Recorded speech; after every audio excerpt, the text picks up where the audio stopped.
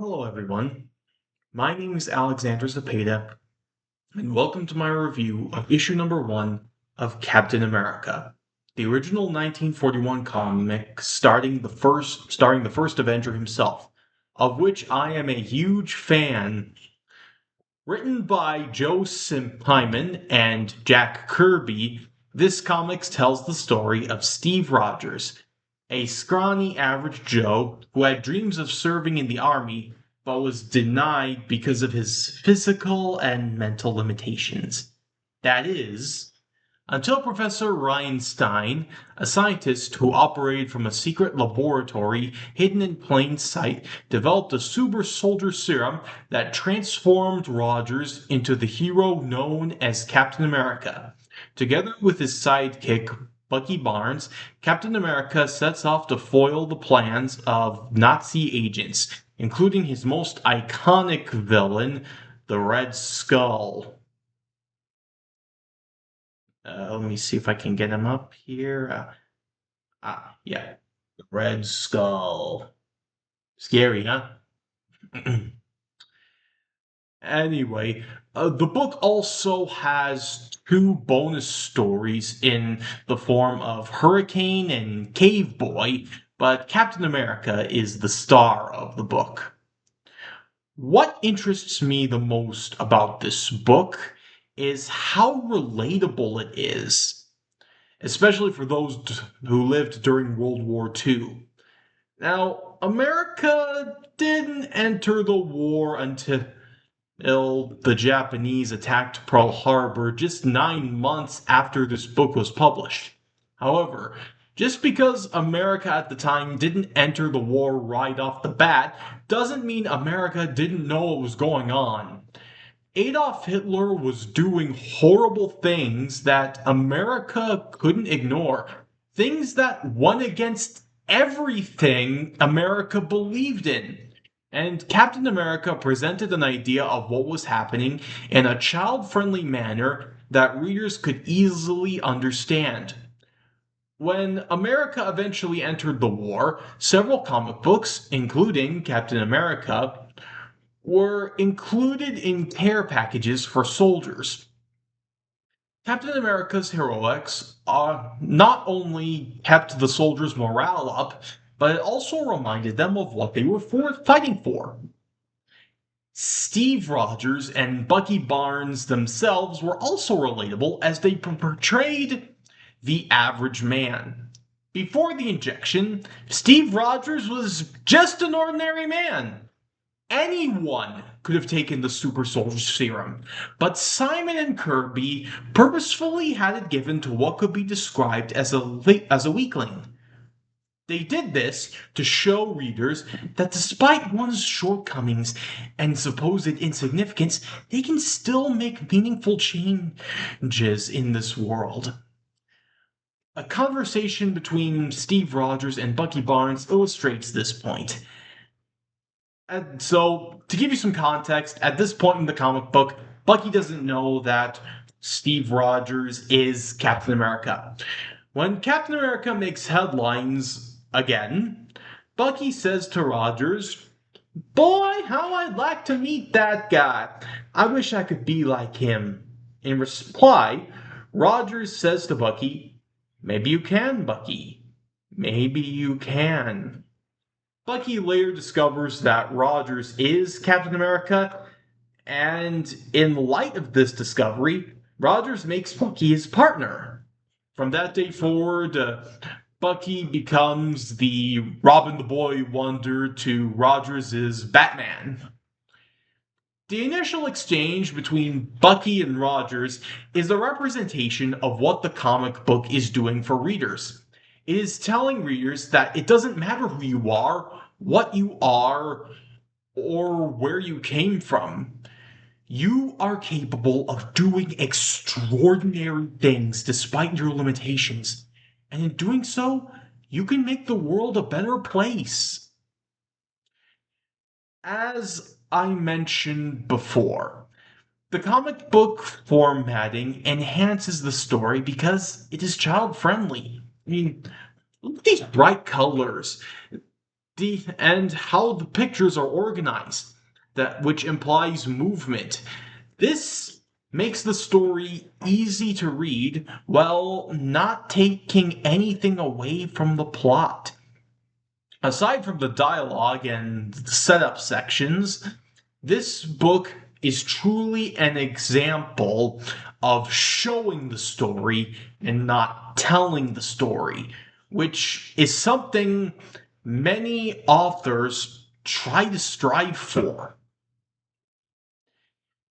Let me put it this way. If Simon and Kirby were to write this book as a traditional novel, it would be a very dense read.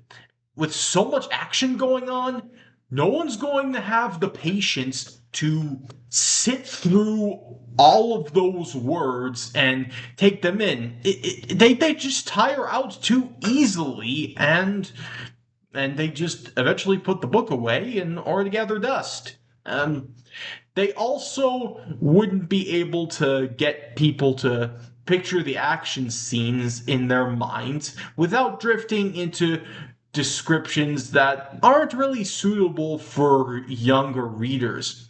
Even though what we see is comedic in each frame, someone with a dark enough imagination may look at how the words are described and imagine a whole bunch of visceral, not nice content that would really defeat the purpose of of Captain America and take from the message that Simon and Kirby was trying to deliver. Since it and so writing them in that comic book forms allows them to portray those heavy topics such as World War II, the Nazi agenda, the concentration camps, and other aspects of the war in a form that could be easily understood by children. And that easy description gives it the added benefit of broadening the scope of readers.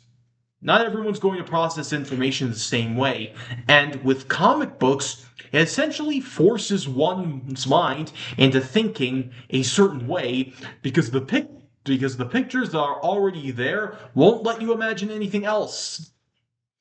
Um, of course, of course, you could also do something similar for television and radio shows, but there are two problems with that. First of all, televisions weren't widely available to the general public back in the 1940s. And although radio broadcasts were much more accessible, many listeners just used them to keep themselves up to date with what was going on in the war, to see what was happening, see if we were winning. Nobody would have even considered wasting time listening to a fun, entertaining broadcast. Not with so much going on. And also, what's more, at 10 cents per copy, comic books were cheap and easy to obtain. Therefore, producing Captain America as a comic book was not only made for a more understandable book, it also made for a more practical book. All in all, I endorse this book because of how relatable it is to readers and the impact it had on the United States during World War II. A hero doesn't show up until the world really needs one. If there was ever a time when the world needed a hero, it was during both World War I and World War II. The version of Captain America we see in the Marvel Cinematic Universe is cool, but it cannot hold a candle to the original comic book.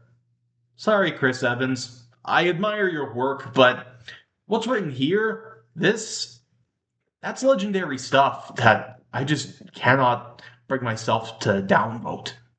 Now, before I close off, I would like to ask your opinions on some things I've noticed. First of all, Would you say that Captain America lives up to his namesake? The purpose of a captain is to be a leader. To do this effectively, he or she must serve as an inspiration to his or her people and serve as a guiding light in perilous situations. Does Captain America succeed in this? Secondly, recalling his most iconic villain, the Red Skull, does he accurately represent what the Nazi Party stood for? If so, how so? If not, why not? And is there another villain in the book that would be a better candidate? Finally, comparing both the original comic book and the the Marvel Cinematic Universe movies, which version of the Captain America story better represented Captain America? While I acknowledge that the comic book came first, and Chris Evans' portrayal is very iconic, which version is the better Captain America, and why? Please let me know your thoughts in the comments below. I would love to hear your takeaways on this story. And with that, it looks like we've come to the end of our review. Captain America issue number 1 is an exemplary read that acts as a window to America's representation of World War II that has withstood the test of time and introduced one of our most iconic superheroes. And because of that, I rate Captain America, this issue number 1, 5 out of 5 stars. If you ever get the chance to read this book, do it. Read Captain America's exploits. It'll definitely show you how much of America is represented in those pages. It's also a pretty quick read, which carries a lot of action in its 66 pages. And those 66 pages also include the 2 bonus stories.